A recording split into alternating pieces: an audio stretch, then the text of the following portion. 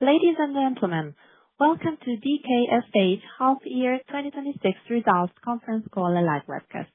I am Valentina, the Chorus Call operator. I would like to remind you that all participants will be in listen-only mode and the conference is being recorded. The presentation will be followed by a Q&A session. You can register for questions at any time by pressing star and one on your telephone. For operator assistance, please press star and zero. The conference must not be recorded for publication or broadcast. At this time, it's my pleasure to hand over to Mr. Till Leisner, Head of Investor and Media Relations. Please go ahead. Thank you, Valentina, and good morning, everyone. Welcome. I'd like to extend a very warm welcome to all of our participants in the call today. I'm Till, Head of Investor Relations at DKSH, and I'm delighted to be joined today by Ido, our CFO, and Stefan, our CEO. Before we begin, the usual comment on please take a review on the disclaimer regarding forward-looking statements on today's presentation. You find the presentation on the Investor Relations webpage at dksh.com. Before we continue, I also would like to address a correction regarding the first half 2026 earnings per share calculation.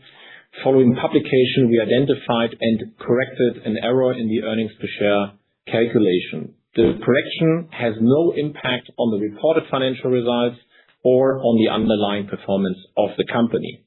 The correct first half 2026 earnings per share figure is 1.56 franc per share and not 1.67 franc as initially stated.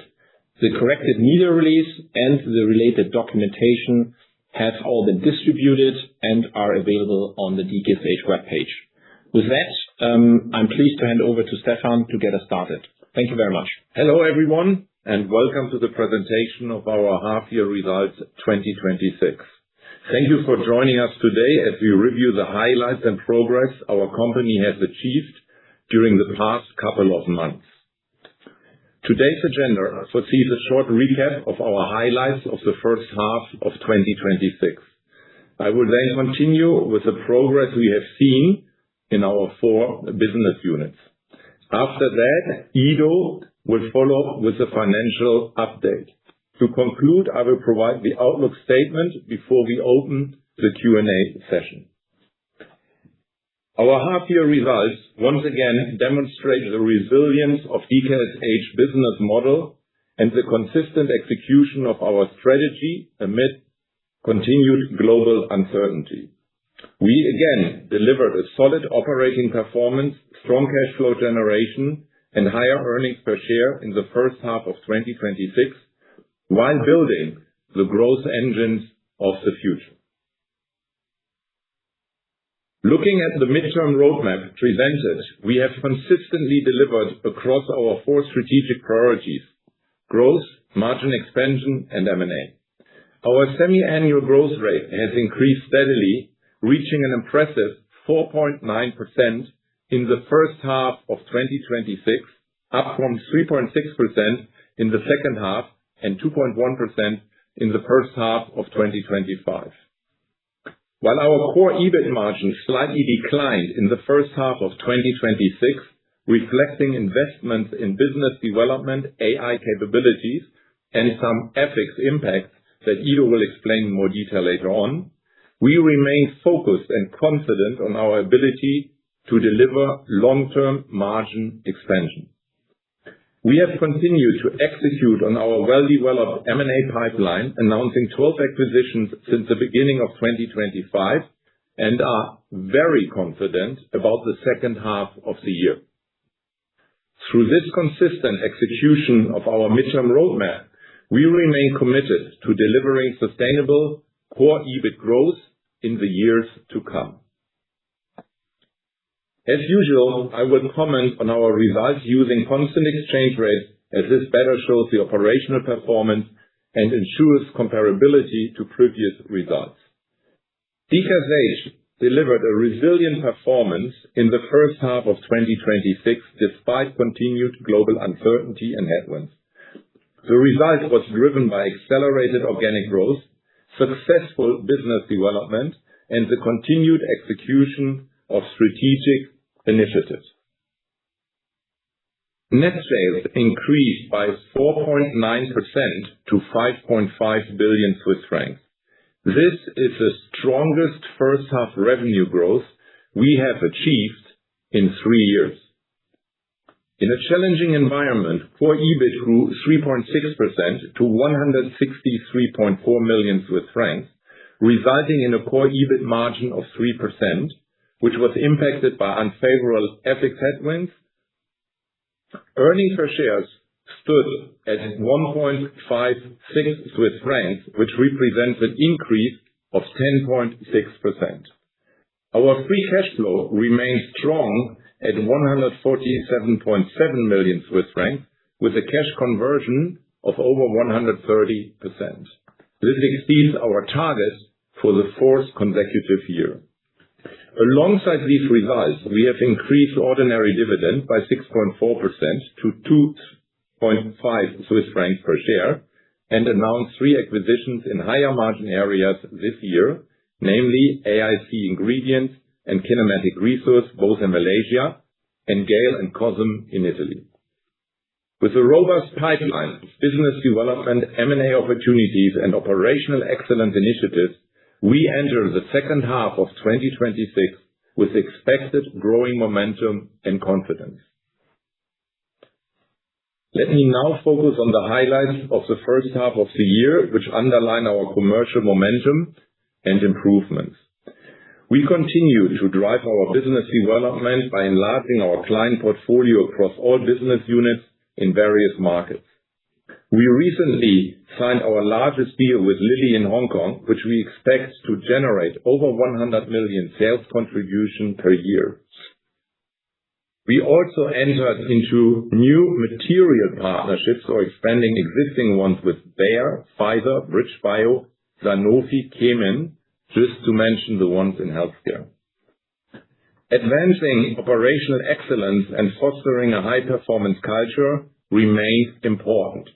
With a strong employee engagement score and Great Place to Work certification in 16 markets, we continue to strengthen our position as an employer of choice. We expanded our capabilities through investments in our network, including the opening of an innovation center in Spain and the upgrade of our distribution center in Thailand. We further strengthened our AI capabilities across all business units to drive growth, enhance operational excellence, increase workforce productivity, and unlock new business opportunities.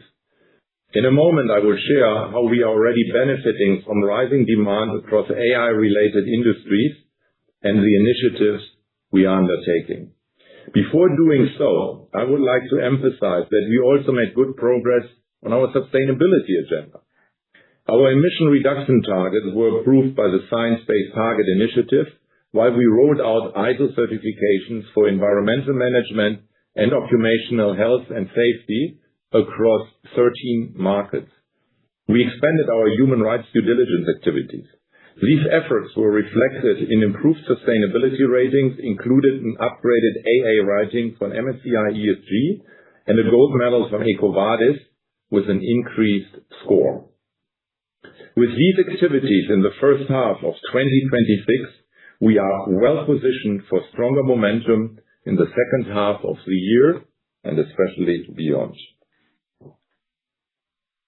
AI seamlessly integrates with our existing processes and is becoming an integral part of our business model. It acts as an enabling factor in terms of growth, operational excellence, workforce transformation, and business opportunities. On the growth side, we will launch Polaris, our AI-driven sales force optimization and customer prioritization system. It will initially be launched in Singapore, followed by a regional rollout. This solution increases sales productivity, delivers actionable sales insights, and improves customer coverage. We continue to advance workforce transformation by scaling AI adoption across the organization. This enables our employees to focus on higher value activities that drive innovation, customer value, and business growth, while building the capabilities needed for a digital future. For example, we have implemented several AI-powered applications and agents, such as Legora, which supports our legal system with research, contract review, and document drafting. This enables the team to handle greater volume of work more efficiently and focus on higher value strategic matters. Supporting these efforts is our dedicated corporate AI team of already 16 specialists. AI also supports operational excellence. We have initiated a project to automate high volume order management and fulfillment processes, reducing manual handling and increasing processing efficiency. This initiative is expected to generate the initial cost savings from 2026 onwards, while improving scalability and, very important, service quality. Beyond improving existing processes, AI is creating new business opportunities. As part of the transformation of our technology business, we continue to expand our data center business and leverage proprietary consumer data on generate actionable insights. This enables us to broaden our client offering and develop additional high-value revenue streams. These continued investments in AI capabilities were one of the factors affecting the group core EBIT margin within the first half of 2026. While these investments had a temporary impact, they are expected to strengthen our competitive position, unlock new growth opportunities, enhance productivity, and support the creation of sustainable long-term value.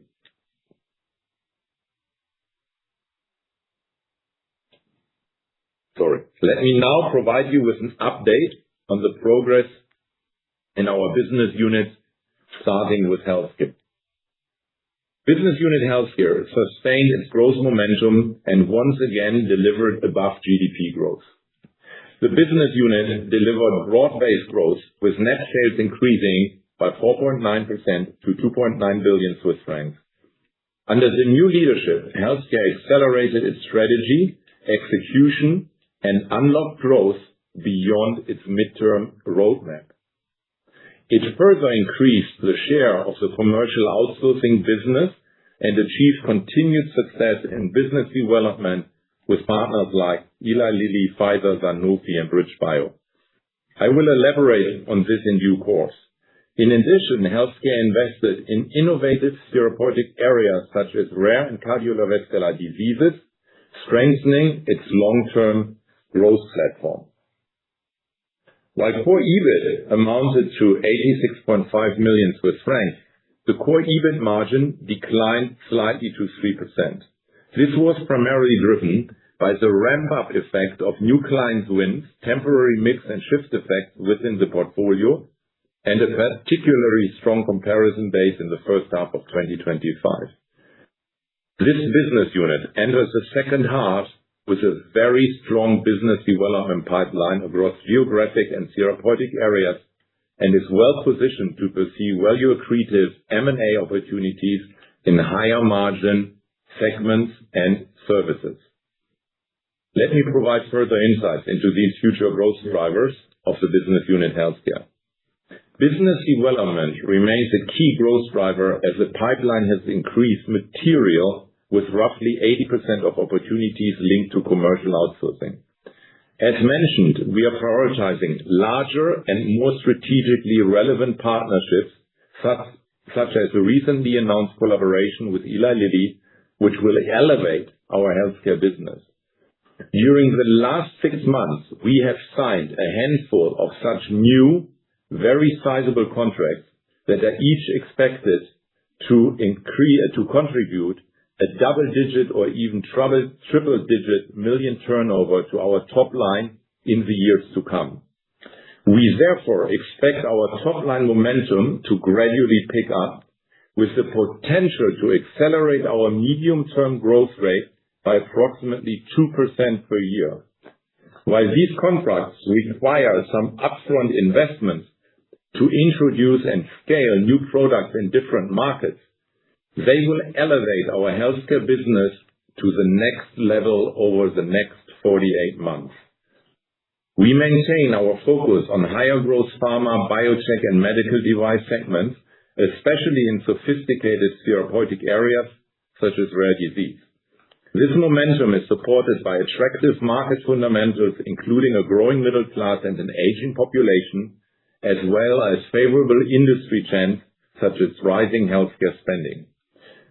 We also continue to expand our healthcare platforms through selective acquisitions in Asia and beyond. Our focus remains on high commercial outsourcing and own brand assets that strengthen our value proposition, expand capabilities, and create shareholder value. We maintain a very active M&A pipeline and currently have several opportunities in the due diligence phase. Moving to our business unit, Consumer Goods. We achieved accelerated net sales growth of 3.4% to 1.7 billion Swiss francs. At 4.7%, organic growth was the highest recorded in recent years.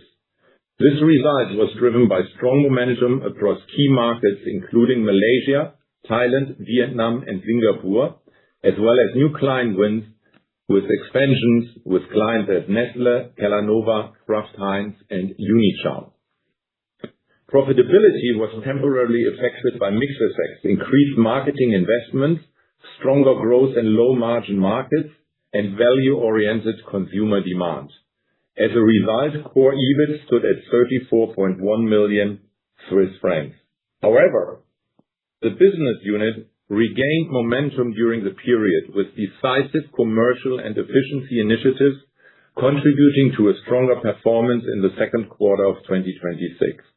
Core EBIT is expected to improve further in the second half of the year, supported by continued net sales growth, a robust business development pipeline, profitability initiatives, including cost-saving programs, and some M&A opportunities.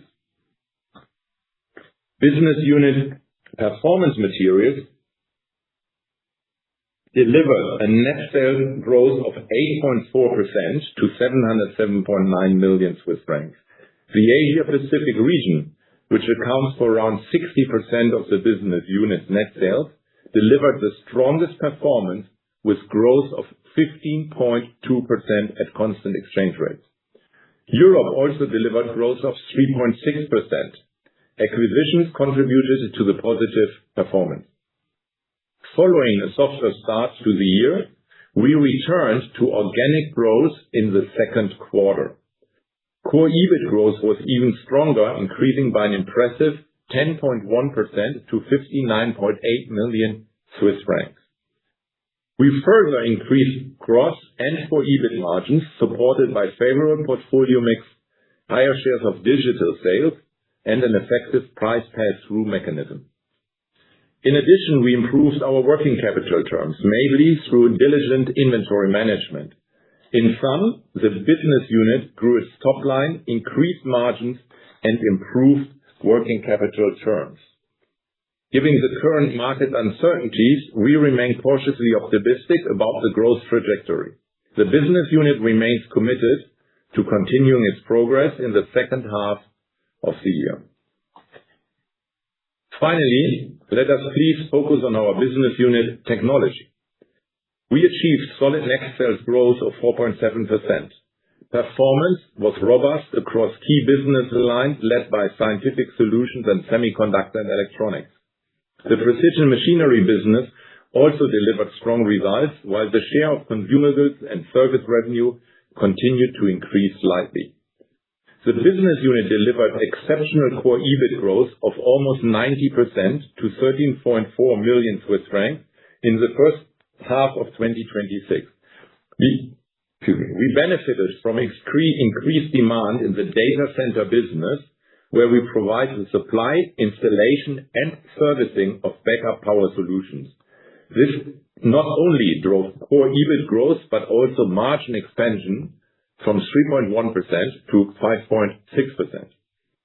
Supported by a continued strong business development pipeline, including additional opportunities in the data center business, Technology is well-positioned for a stronger second half of the year.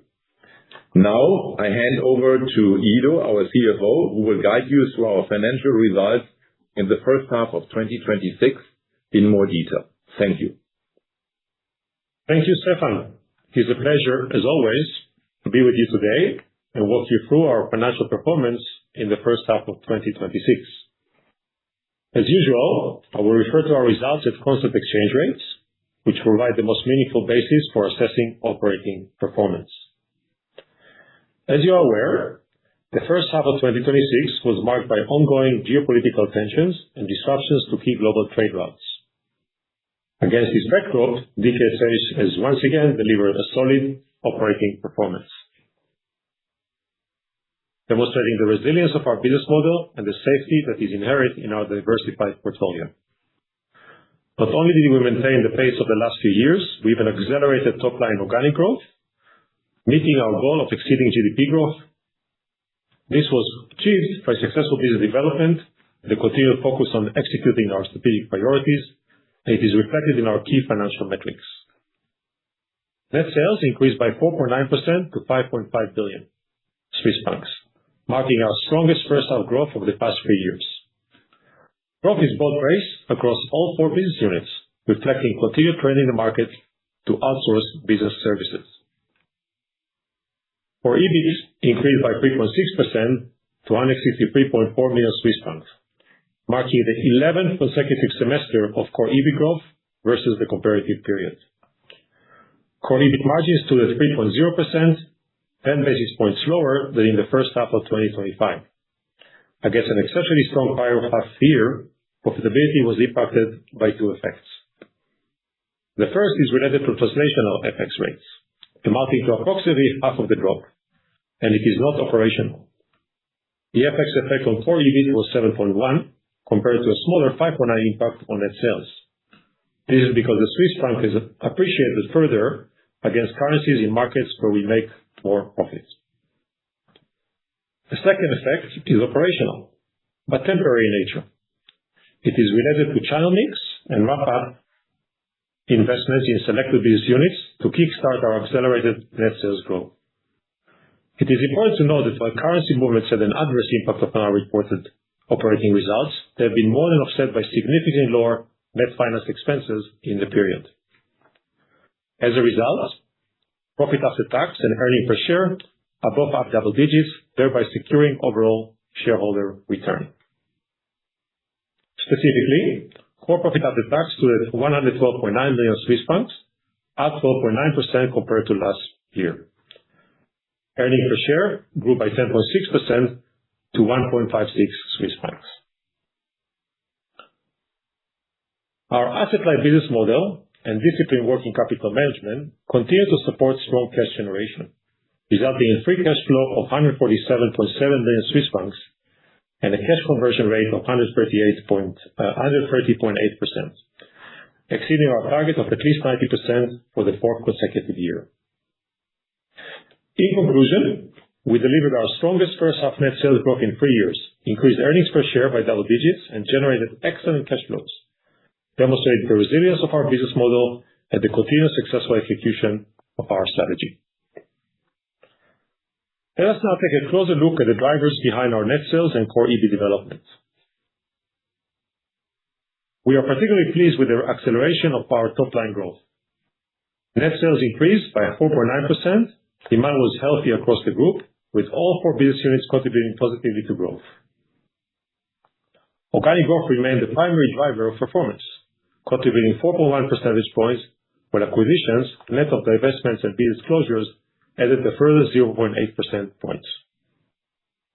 We are particularly encouraged by the continued momentum in business development across the group, a key driver of our broad-based growth.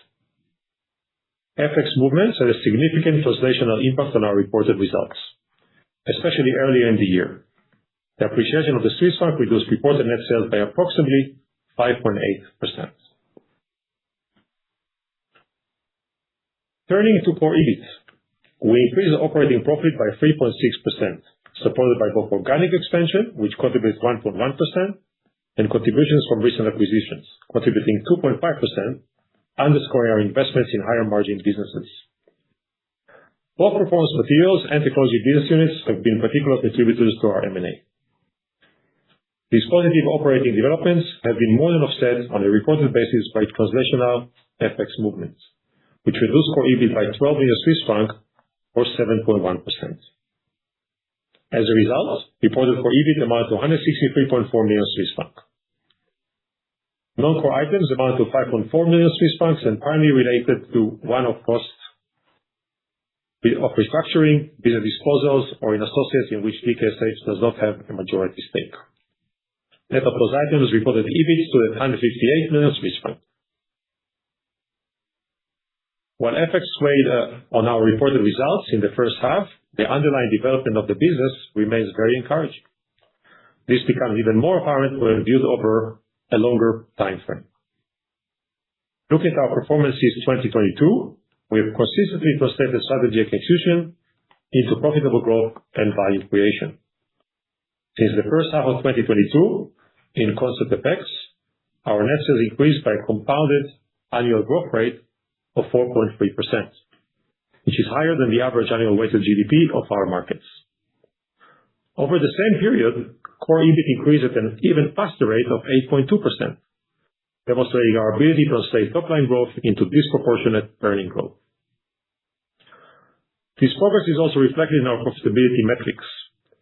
Since the first half of 2022, our conversion margin defined as core EBIT as a percentage of gross profit has increased from 18.0% to 20.6%, a level we successfully maintained in the first half of 2026. Similarly, our core EBIT margin has improved by 30 basis points since the first half of 2022 and remained at a strong level of 3.0% in the first half of 2026. I would like to highlight the significant progress we have achieved in logistics and distribution over the past 5 years. For a relentless focus on operational excellence, supply chain optimization, and the increased use of digital and AI-enabled tools, we reduce logistics and distribution costs by more than 20 million Swiss francs per year, equivalent to 0.4% of margin improvement.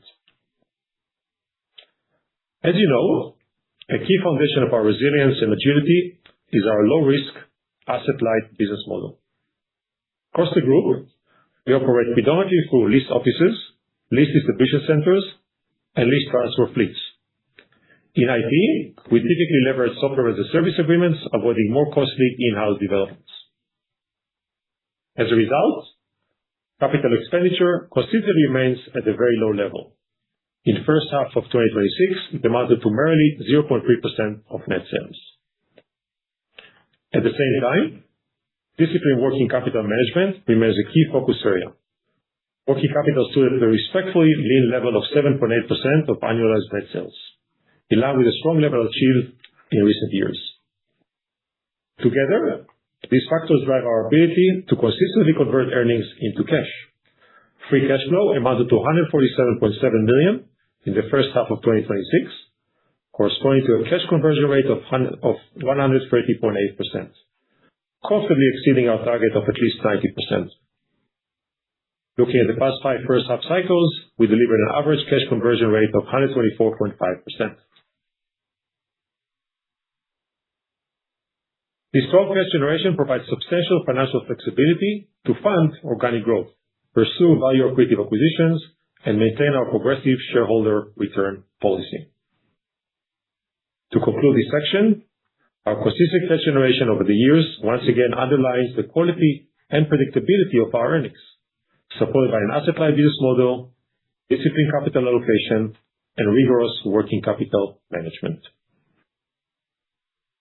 Let us now move on to our balance sheet. Building on our continued focus on disciplined capital allocation, we maintain a strong balance sheet and high returns in the first half of 2026. Core RONOC remained at a high level of 18.7%, demonstrating our continued ability to generate attractive returns on the capital employed in the business. Core return on equity increased by 70 basis points year-on-year to 12.7%, reflecting stronger earnings and our continued focus on capital efficiency. Similar to last June, we concluded the first half with a minor net debt position of 10.8 million, given the strength of our cash generation.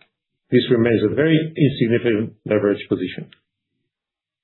Our equity ratio increased by 20 basis points to 31.9%, at the same time providing a solid capital base and significant financial resilience. Let me conclude with a few additional financial indications for the remainder of the year. Regarding M&A, we estimate that acquisitions announced or completed to date will contribute approximately 1 percentage point to net sales growth in 2026.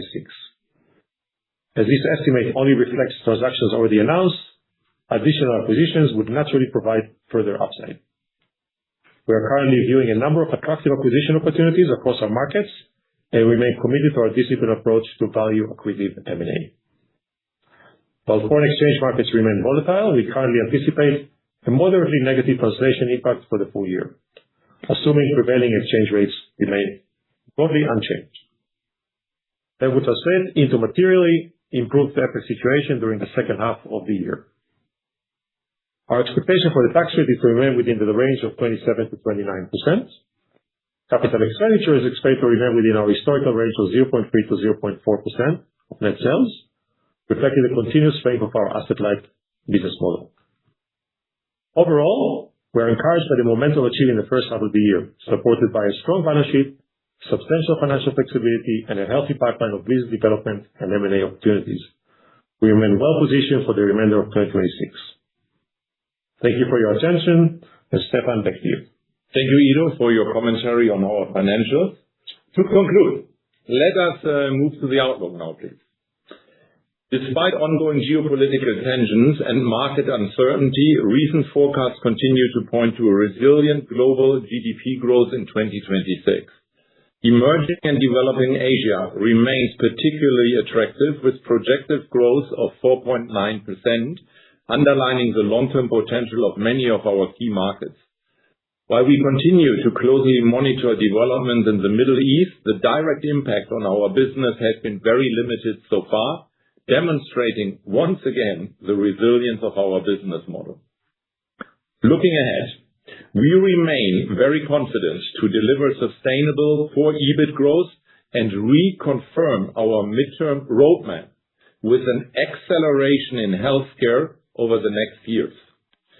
We expect core EBIT 2026 to be higher compared to 2025. As always, this outlook assumes economic growth in Asia Pacific, exchange rates to prevail at current levels, and exclude any unforeseen event. We are very well positioned for a stronger second half of 2026, supported by improving commercial momentum, continued growth in our data center business, and acceleration of our M&A activities. To sum it up, DKSH demonstrated the resilience of its business model in the first half of 2026 and remains confident for the second half of the year.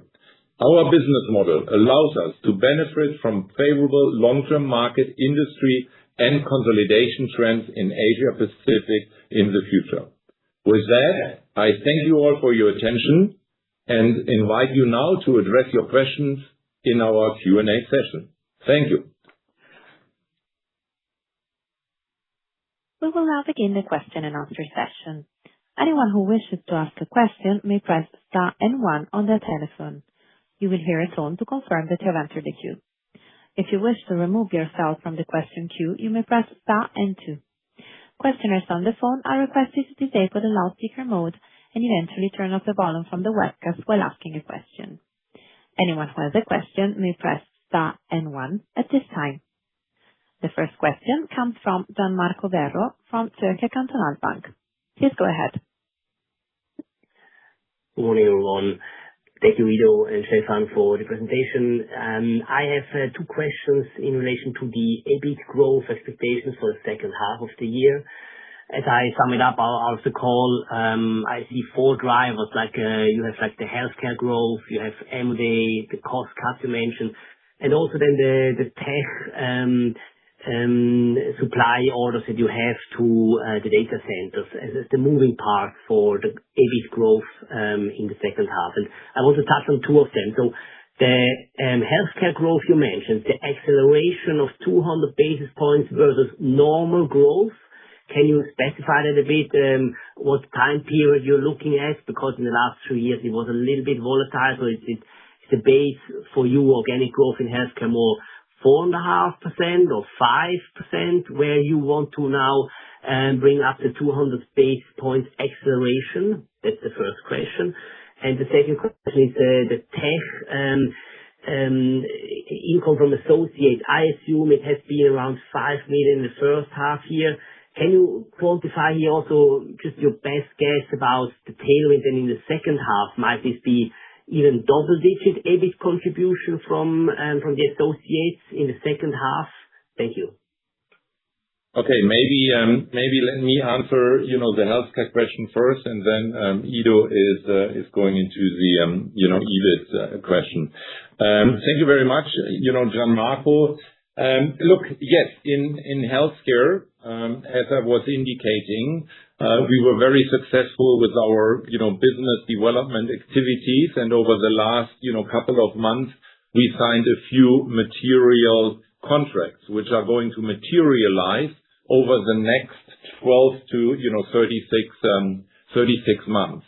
And what I'm talking about is you have seen the growth rate in healthcare in the past, which always delivered, GDP plus, was around, let's call it over the last 2 years, around, 4%. And I'm talking here about an acceleration of 2% on top of those 4%. And this business is technically signed and sealed and need to be delivered. But what we are talking here about is some new products, innovative products, which do require some upfront investments. So the market needs to be built, and that is putting a little bit of pressure, on our healthcare, EBIT margin. But I think it's a very good investment for the future to take healthcare completely to a new level. Ido, you want to say a few words? With pleasure, yeah. Good morning, Gianmarco, first. Regarding tech and share profits from associates, I think your question, you indicated is about 5 million in the first half year, and your question is what we can expect for the full year. Yes, we are shooting for double-digit numbers there. These are large data center projects. There could be some 1 or 2 months delay. That's not unusual. But we estimate it to be double-digit by the end of the year in absolute profit. Thank you. The next question comes from Chiara Di Gianmaria from Berenberg. Please go ahead. Good morning, and thanks for taking my questions. The first one is on the performance materials. If you can share with us more color on the market development and any impact from the Middle East situation. And then on the second one on M&A, if you can comment on the M&A environment now versus 6 months ago. So if you see any changes in trends here and expectations from owner developing. Thank you so much. Yeah, with pleasure. Look, I think regarding performance materials, we mentioned that we have seen some, very good development in Asia, where we delivered an uplift of 15%. We also returned to a very, slow and light growth in Europe. The business in North America is definitely more challenging. Impact from the Middle East, direct impact from the Middle East is very, very limited. There are some price increases in the market, because there are, still some concerns about deliverability, of a few products. We don't really see that or any limitations there in our portfolio. So we are cautiously optimistic, looking into the second half of the year after we have seen that the second quarter was +2%, whereas the first quarter was, minus 2%. But at the end of the day, it's the impact of the Middle East on the underlying industries, and it's hard to predict now what is going to happen there in the second half of the year. On M&A, as indicated, we will definitely have a much stronger M&A contribution in 2026 than in 2025. I think we were referring to a few projects which are also, slightly more sizable, which are under due diligence and where we are optimistic to deliver them in H2, and maybe a few will be announced in a much shorter time period. But there's always this uncertainty with M&A. Only if it's, signed and sealed, you can be very, very sure, but we are very confident in that regard. What we see in the market is I think I shared after the full year that multiples, are coming slightly down. I think we are finding a stabilizing ground there right now. So normally for the smaller deals, we continue to pay around 7 times for those small deals. And there is availability on the market, and in PM in particular, I think we see, a little bit less activity, from some of the other players in the marketplace, which is good for us. So yes, we have a very solid M&A pipeline on hand, which is the reason that we are expressing this confidence. Thank you. The next question comes from Nicole Manion from UBS. Please go ahead. Hi, good morning. Thanks for taking my question. Just one, please, on consumer. Obviously, this is a business that you've restructured quite significantly over the last 5 years or so, a lot of which was focused on strengthening the profitability by streamlining SKUs and other things. So can you help us understand a bit more about the areas of the portfolio where you're maybe still seeing pressure, and how you thought about the decision to increase the marketing versus some of the maybe kind of other efficiency measures that you then took through the half? Thank you. Yeah, maybe I can take this question. Good morning, Nicole. Good to have you back on the call. Yeah, there's a very dynamic situation in the consumer goods environment, I think definitely in Asia Pacific, but also as far as I know in the rest of the world. First, as we count our blessings, the organic growth of 4.7% is something that we have not seen since 2018 for our CG business, reflecting some very strong BD pipeline, which Stefan mentioned earlier in his part of the presentation, and also that are winning market share and a solid demand. I think last year when we closed 2025, we sort of were quite celebratory, closing a margin of 2.6%, which was ahead of our target of 2.5%. And we said that, or at least alluded that, future growth will be more balanced between margin and sales. Because what we see is we see solid demand, but the demand is very price conscious. And we also see that many of our suppliers try to be very price competitive. And therefore there's more promotional fairly across the board. It's not just in one category. It's food, beverages, it's also in beauty care. I think the consumer is more selective on the price they pay pretty much across the entire industry. So I cannot signify one of them for you. Great. Thank you. Okay. And maybe I can point out on top of that, Nicole, that, Q2 was already better than Q1. And we expect that trend to continue. Yeah, we have seen a specific, very focused, thank you, Stefan, price competition between various suppliers in Q1. We have the Chinese New Year, you have the Ramadan, and of course, coming into Easter in the countries that celebrate those. But that has sort of declined later on in Q2. Thank you. The next question comes from Anil Shenoy from Barclays. Please go ahead. Yeah, hi. Thank you so much for taking my question. And hi, Stefan. Hi, Edo. It's very nice to meet you for the very first time. So just two questions from me, please. The first one is on performance materials. Now, you said that Q1 was down 2% and Q2 is up 2% organically. Just wanted to understand if you've seen any kind of pre-buying in Q2.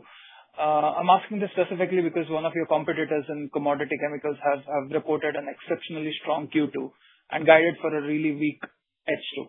So I'm just trying to understand if the growth that you've seen in Q2, are there any one-off elements to it, or do you see that kind of growth continuing in H2 as well? So that's my first question.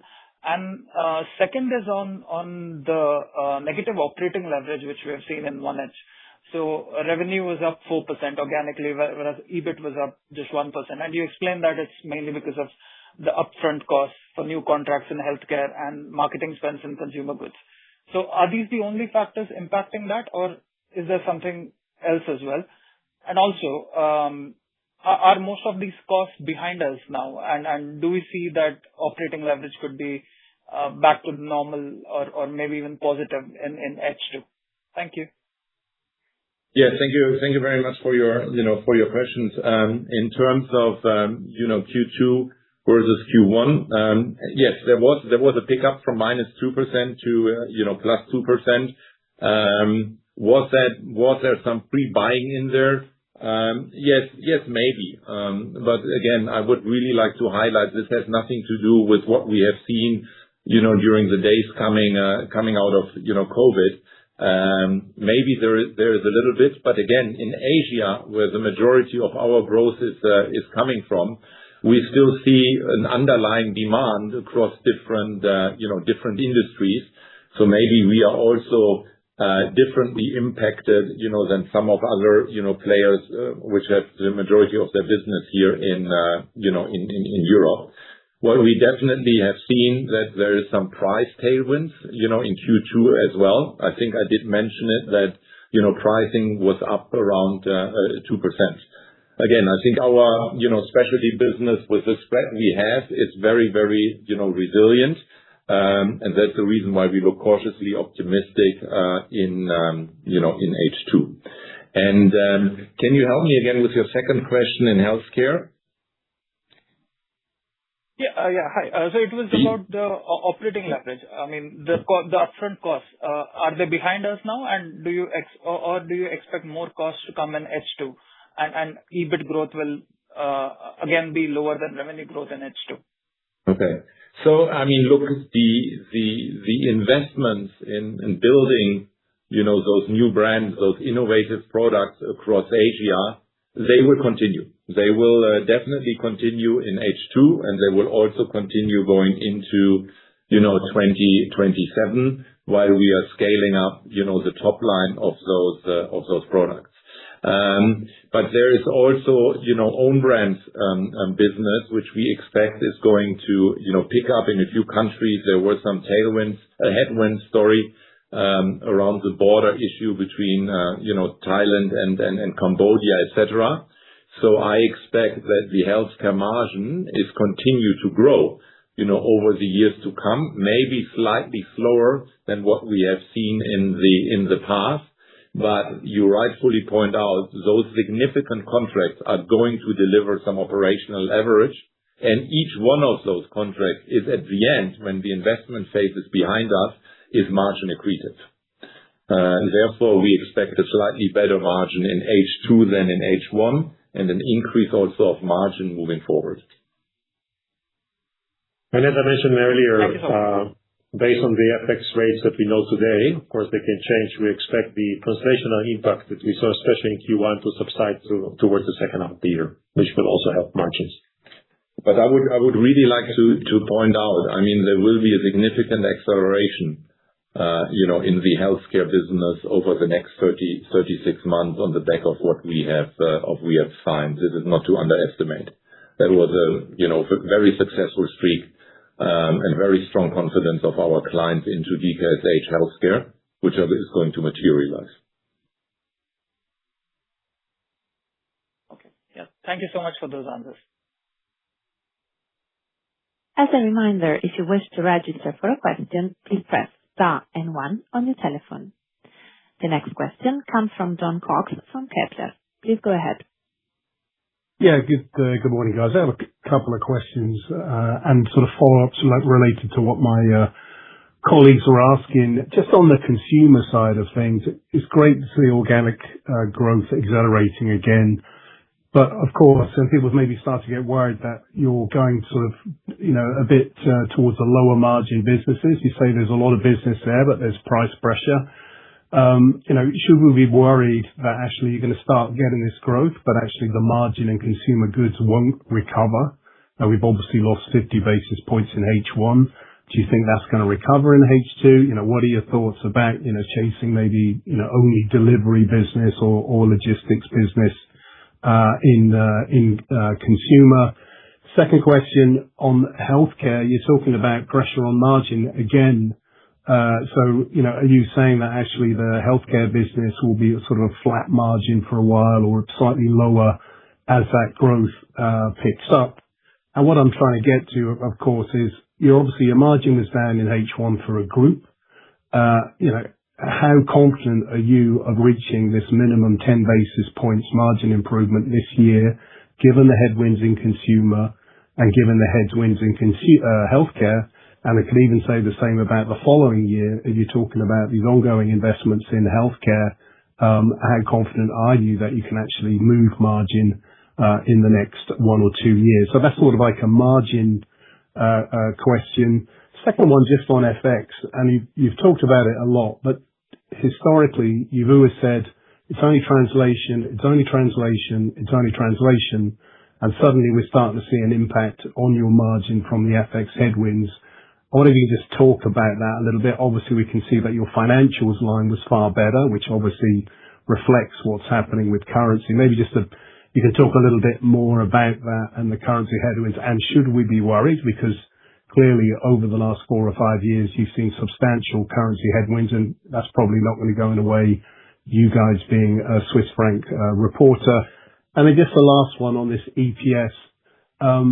You tend to report, net for, profit after tax, and then you give an EPS for that, and then you do it for shareholders, and there's an EPS, and then you do core, and then you do core, for shareholders with an EPS.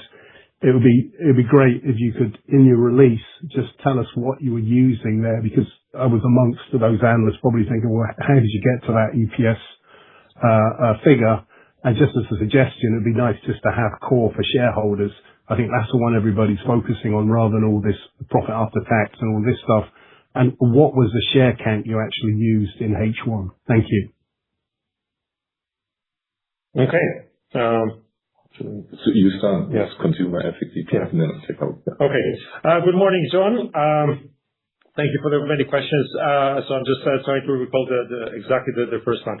Overall, yes, as I mentioned before, it's evident we have taken a few steps backwards in the CG margin business. This comes while increasing the top line, and it was part of the strategy going forward. We also see some, especially in the consumer goods, there's a lot of is happening in the consumer part of the market. I made a small search in my favorite AI engine this morning, and of the number of consumer goods companies that are reporting promotional pressure, and the list is very, very long. We also operate in a certain environment that we can so much influence in order to impact and continue to grow margins. As we mentioned, Q2 margin was stronger than Q1, and we expect half two margin to be stronger than half one.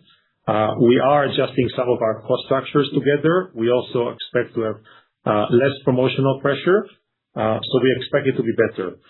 Will this be another year in which we grow 10 basis points or 20 basis points in the case of CG margin? Probably not, but we are targeting to be flat versus last year after the second half.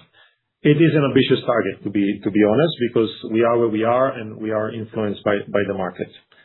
So that's about the consumer goods. I would not worry about deterioration, and it's not change of strategy. We're going to adjust based on the current situation of the business. I think Sorry, just to come back on that. Just on that consumer. So you're saying that H2 margin will be in line with H2 last year margin. You're talking about a flat, or are you saying after H2 you'll start to see an improvement again, i.e. this year it will be down in H2 versus H2 last year? Yeah, I think we will see in the second half equal to last year. So, say that again, repeat, sorry. Repeating, that we are targeting in the second half year to have similar margin to last year's Similar. half year. Okay. Yeah. Correct. Got it. Yeah. Sorry. Okay, maybe I take the next one on healthcare, and then Ido come back to your FX and EPS. So, John, no, I'm really not worried about the margin pressure in healthcare. I mean, let's take the bigger picture, very, very briefly across all business units. I think over the last, couple of years, I think very consistently we improved the margin by, 10 bits. If now for like 6 months or maybe even 12 months at one point of time, the margin is stable or dropping by 10 bits, I would not read too much into that. There are significant growth opportunities materializing in healthcare, as I was saying.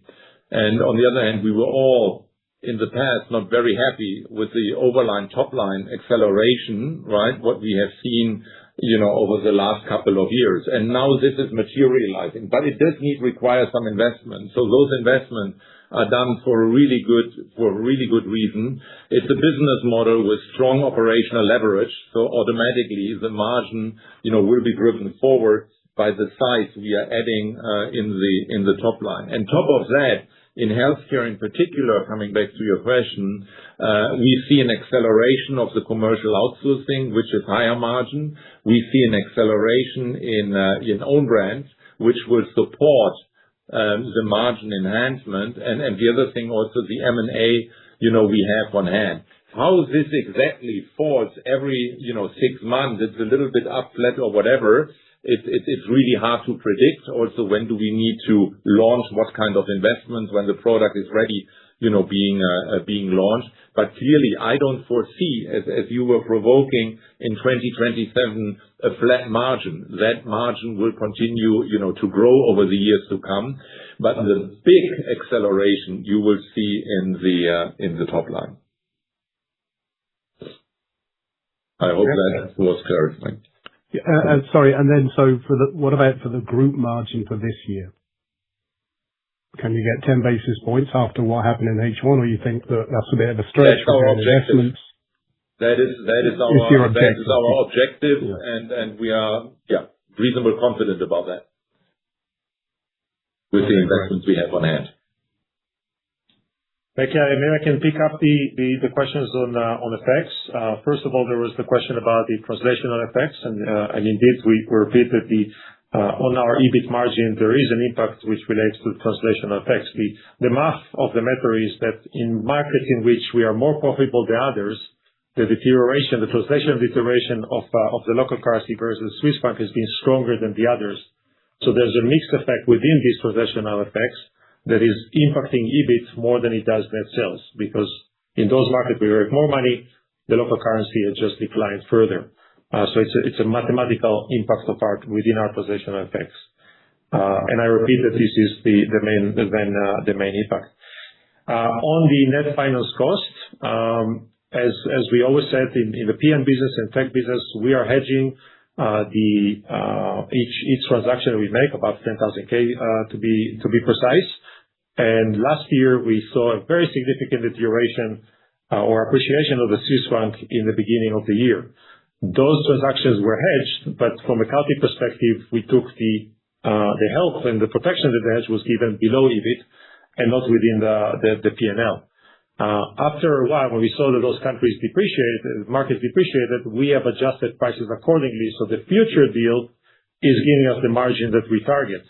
This has happened in this year, and with less appreciation of the Swiss franc, we see a lower impact of FX cost below the EBIT. I know it's a bit technical. I'm happy to explain further, but this is the effect that you see in net finance cost below EBIT. And any best guess for net financials for the year? We'll probably duplicate in absolute the first rate of the first half rate. Again, it depends on assuming that there's no major volatile FX movements in the second half. Right. Okay. And then on the EPS? Yeah, on EPS, we will be very pleased to provide both numbers, EPS as reported and adjusted for non-core items. Actually, the figure that was published this morning corresponds to the core EPS. That was the 167. So yeah, it is a straightforward calculation because we do provide all the adjustment from reported to core earnings. We will add the earnings per share of both measures. And do you have the share count to hand you used incidentally? Yeah, it's 65,006,033 or 53. 65,006,313. So 65,006,313. Right. Thank you. Yeah. Thank you, John. The next question comes from Andrew Noel from Chemical ESG. Please go ahead. Hi, thank you for taking my questions. I've got a couple, please. I just wanted to come back on something you said about on PM, that some of your competitors are sort of taking their foot off the gas when it comes to M&A. I mean, one of the themes your competitors always talk about is that they build these relationships with companies over months, years. And so my question is, to what extent can you sort of jump in there and overturn those relationships if it's the case that they're doing less? And also I noticed that on the slide decks, Performance Materials was the only one that didn't mention M&A. And so I'm just wondering if there's the level that you expect this year. The second question, I don't know if it applies better to technology or what, but what's the opportunity in sort of electronic materials as opposed to equipment supplies? I mean, I imagine that your customers sort of buy directly from Solstices and DuPont as well. But over time, do you think it will become an interesting area for you on the distribution front? Thank you. Okay, thank you very much. So on Performance Materials, I mean, all I can say is, look, I mean, we have good relationships, across the areas. We have no limitation in terms of leverage we have on the balance sheet. So we can act, we can move fast on those transactions. And we signed a material one in H1 in Malaysia, a blending business in the food section, which is going to be closed, if I'm informed correctly, by the end of this month. There will be also another one most likely being announced during July. So there is M&A activity. I don't know what you're referring for when you said we don't mention it. I need to double check, to be honest. No, there is an M&A pipeline. We also announced the one in Italy. I almost forgot most recently, I think last week. So don't worry about, there is M&A activity, and we will continue to deliver M&A also in Performance Materials in a responsible way on responsible, multiples. In terms of, electronic materials, we already accelerate, I think, the sales of consumables because, with enlarging the installed basis we have across the different sectors, because we also do installation and after-sales services, which includes spare parts, etc. This is a business stream which is, continuously growing. I don't know how exactly you define electronic materials.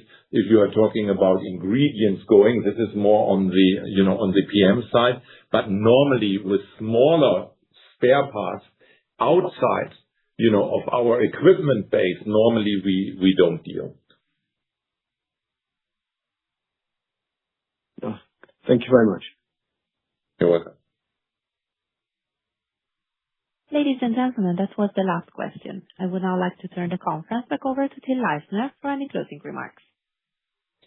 Yeah, thank you so much, everybody, for joining today's call.